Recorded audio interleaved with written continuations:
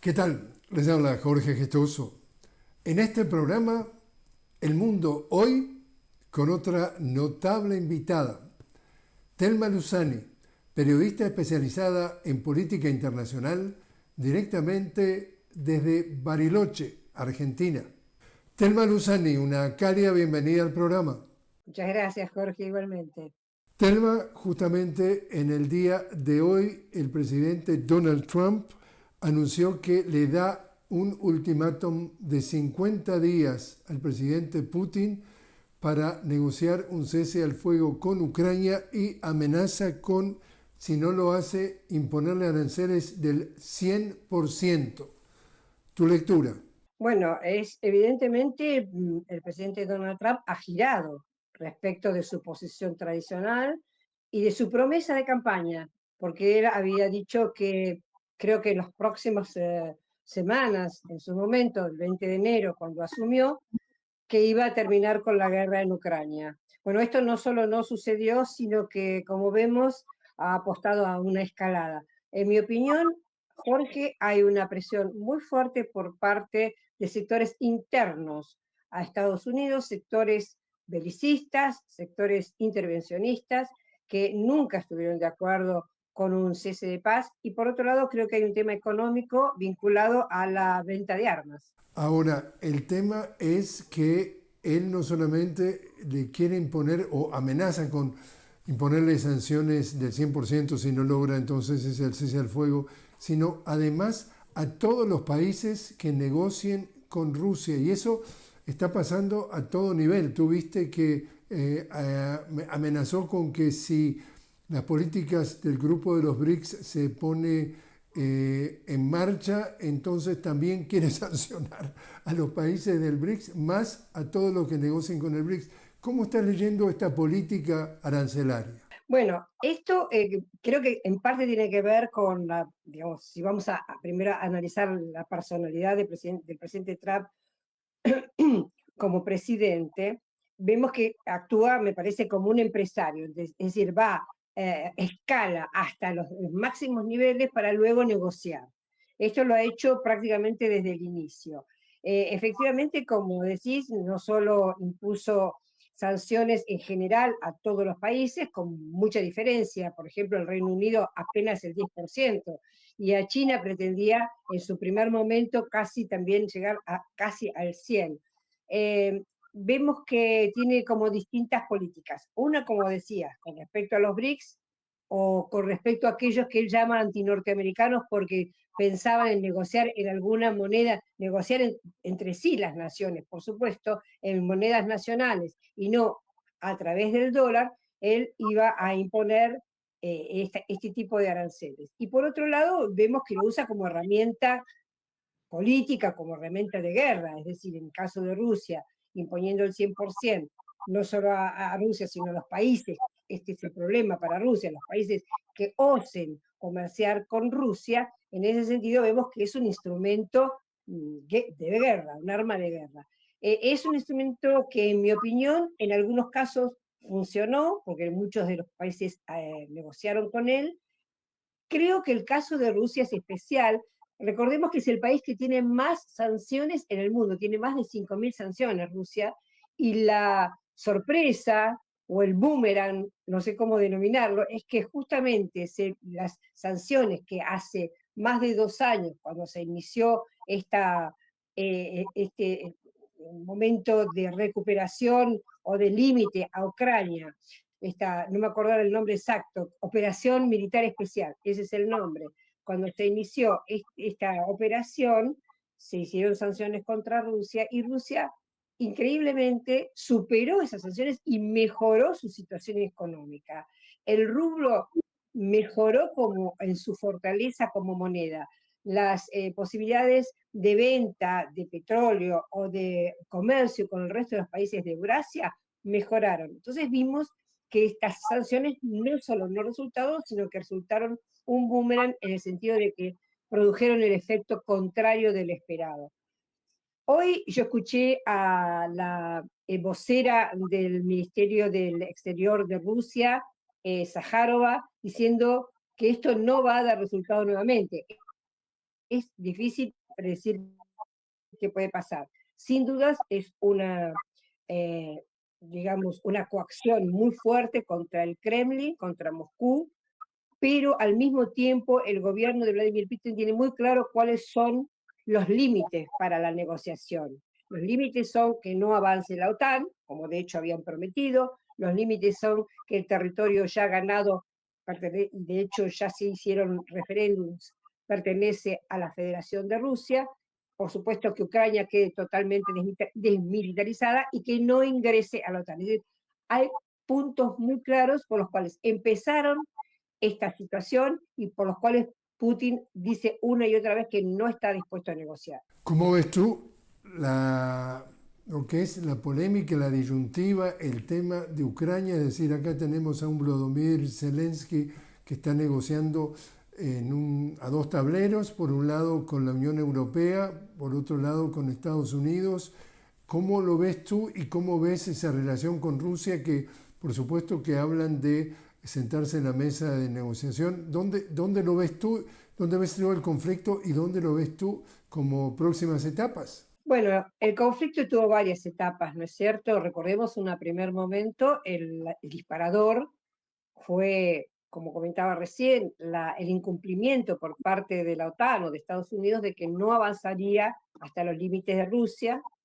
Incluso se sabe que hubo una trampa, digamos, para Putin, esto lo confesó la ex canciller Angela Merkel y el expresidente François Hollande de Francia, confesaron que los acuerdos de Minsk, que son los acuerdos de 1900, perdón, del 2014, eh, fueron hechos para darle tiempo a Ucrania a armarse. Es decir, había una trampa de Occidente, llama Occidente a Europa y a Estados Unidos, una trampa para avanzar sobre Rusia. De hecho, incluso se conoce un plan de la Rand Corporation sobre cómo dividir a Rusia en 7 países. Es decir, que había ciertos planes, como seguramente hay más de uno, en agencias o en organismos de Estados Unidos. Entonces, la primera etapa,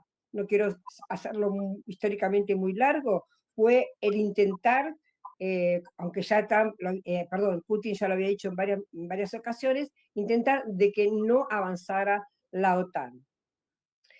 Hubo un acuerdo en marzo del 22 que fue rápidamente boicoteado por el Reino Unido. Recordemos que el entonces Premier Boris Johnson viajó específicamente a Kiev a decir no, ustedes no negocian de ninguna manera con Moscú.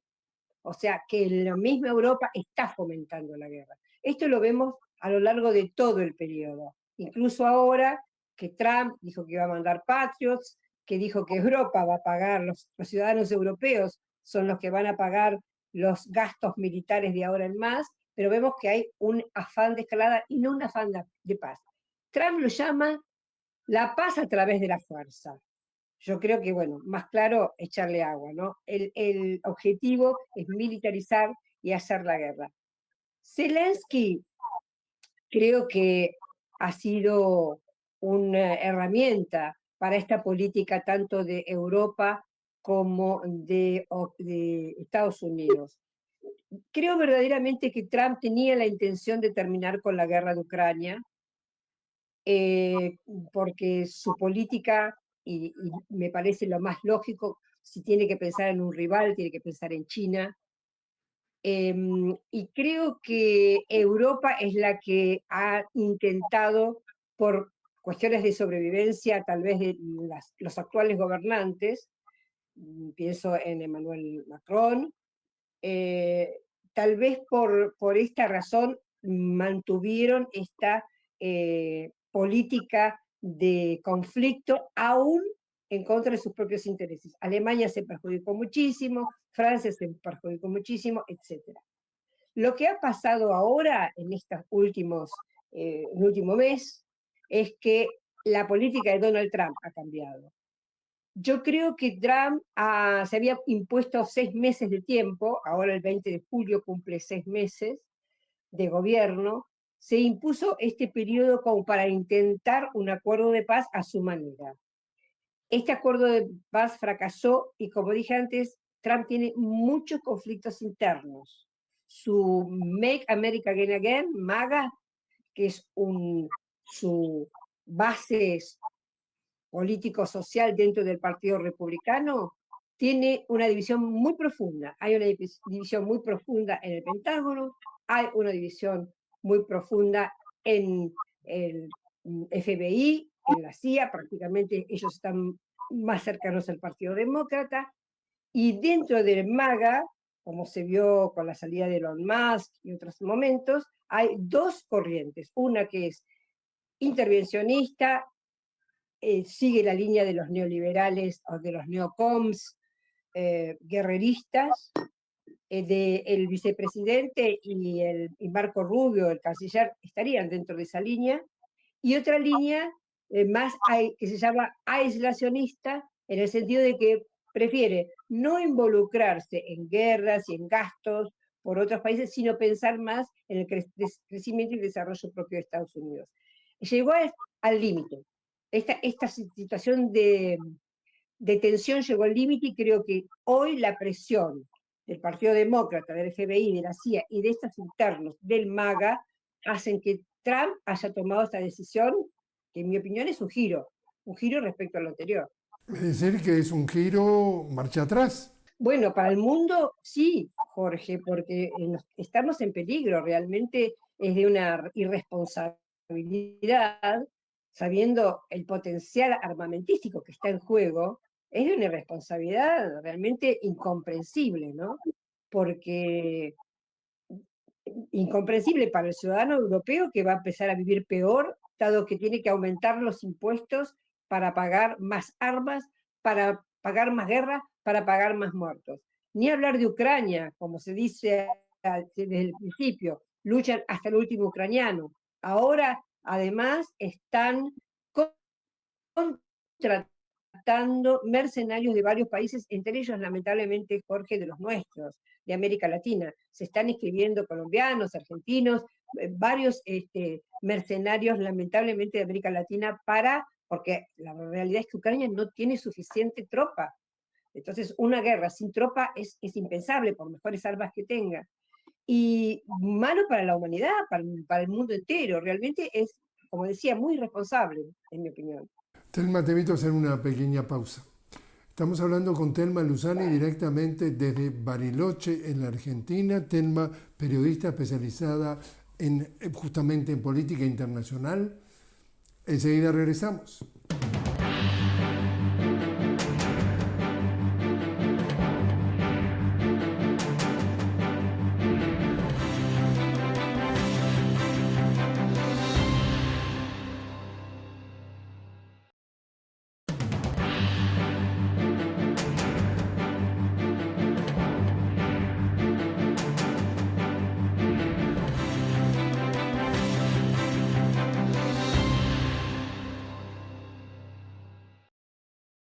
Seguimos hablando con Telma Luzani directamente desde Bariloche, en Argentina. Telma es periodista especializada en política internacional y en todo este ambiente geopolítico convulso. Telma, ¿cómo ves a América Latina? Bueno, hay una reunión en América Latina, no es específicamente por el tema Ucrania, es por el tema Palestina, pero involucra, estamos hablando de lo mismo, ¿no? Estamos hablando de un proceso, de un momento histórico donde primero, pareciera que las reglas internacionales que nos han acobijado durante casi 8 décadas, de 1945 en adelante, ya no sirven, donde vemos gobiernos como el de Donald Trump que no tienen ningún tipo de respeto a la democracia, a las reglas, que dicen un día una cosa y pueden decir al otro día exactamente la contraria y no pasa absolutamente nada. Un mundo donde nos muestran un genocidio como el de Palestina, eh, a, al aire libre, ¿no? Expuesto. Y ese mundo, creo yo, este momento histórico tan grave, es justamente porque estamos en un momento de transición hegemónica, donde el declive, el imperio en declive está haciendo a lo que dé lugar para mantener su poder o para lo menos para perder lo menos posible. América Latina, como sabemos, Jorge, es fundamental para el imperio, fundamental, a pesar de lo que nos han querido hacer creer, que no miraban nunca, que lo importante era Oriente Medio, no. Yo creo que Estados Unidos es capaz de perder Oriente Medio, es capaz de perder Eurasia, es capaz de perder hasta Europa, te diría, pero nunca jamás va a permitirse perder el continente como gran plataforma que fue de expansión y como gran riqueza en recursos naturales, en recursos humanos, en zona estratégica del mundo. Nosotros, me extiendo un poquito, Jorge, discúlpame, pero una cosa que me parece importante en América Latina, nosotros acá, yo estoy en la Patagonia, efectivamente, acá estamos en un momento y en un lugar de extremo peligro y de extremo riesgo. Estados Unidos ha mandado reiteradamente generales del Comando Sur, el abril del año pasado Laura Richardson, este año el nuevo comandante Alvin, para activar una base naval en Ushuaia, muy próxima a las Islas Malvinas, que como vos bien sabés hay una base impresionante de la OTAN.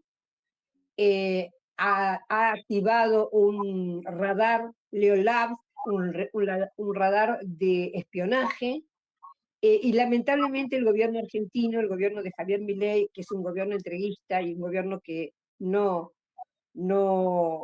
considera la soberanía como un bien, ha permitido esta estrategia que yo creo que va a ir increyendo. ¿Por qué? Porque Ushuaia justamente es la puerta a la Antártida. Desde allí y desde Malvinas se tiene un dominio total del Atlántico Sur, del Pacífico Sur, del Océano Índico. Es decir, es un lugar extremadamente estratégico y valioso en un mundo, como te comentaba, en gran transformación.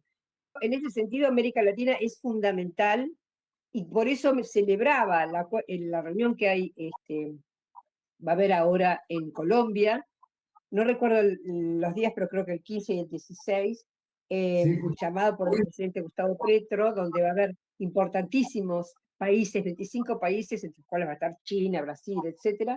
Es justamente un llamado a la paz, un llamado a la racionalidad, un llamado a la cooperación y al humanismo.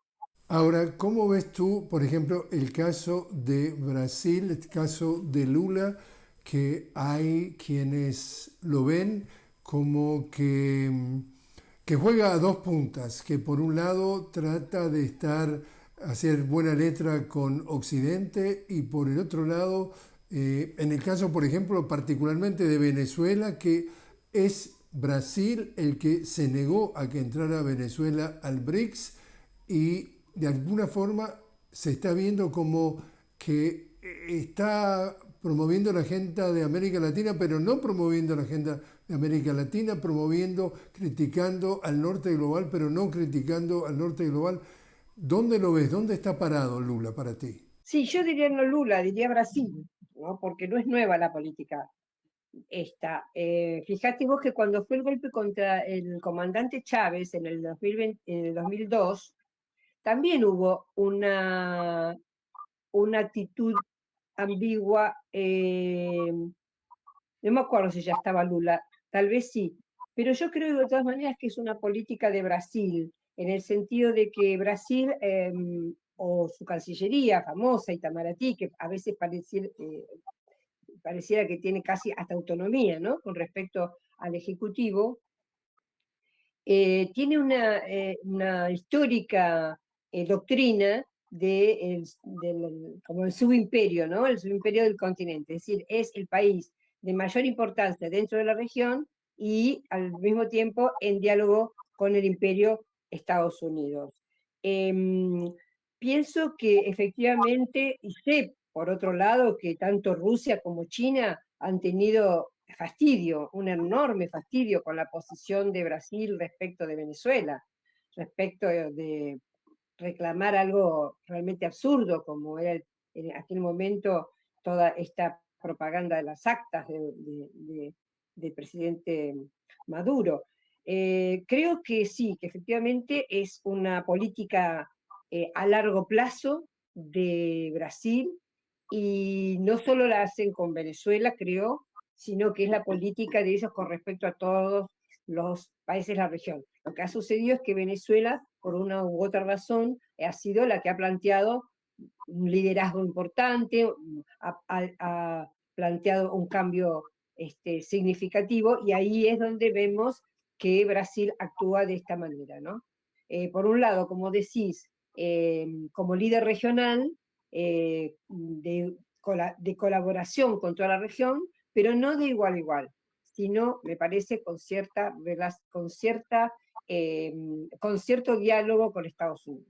¿Crees tú que Gustavo Petro va a terminar su mandato? Porque él permanentemente lo viene diciendo que le están dando un golpe blando y que cuando sale a denunciar que lo que está pasando en Gaza es un genocidio de Israel, cuando sale a cuestionar políticas de los Estados Unidos, cuando pasa, como tú acabas de decir, a ser la sede de una cumbre sumamente importante para parar justamente el genocidio, está nadando contra la corriente del norte global. Y entonces, tú sabes por la experiencia de vivir donde viviste y donde seguís viviendo, que el que molesta se las ingenia, ya sea con golpes de Estado o con lawfare, de sacarlos de circulación. Sí, mirá, es una pregunta importantísima, Jorge. Yo deseo de todo corazón, por supuesto que acá no valen los deseos en la política, ¿no es cierto? El presidente Petro ha sido un presidente muy valiente, dice las cosas de una manera muy sencilla, pero muy profunda. Ha tenido posiciones extraordinarias, como acabas de mencionar, en muchos aspectos, en el tema medioambiental, con respecto a las guerras, con respecto a Palestina. Y una de las nuevas formas que ha tenido el imperio para mantener este continente, que como dije es tan importante para Estados Unidos, es esta, ¿no? Estas guerras, estos golpes blandos,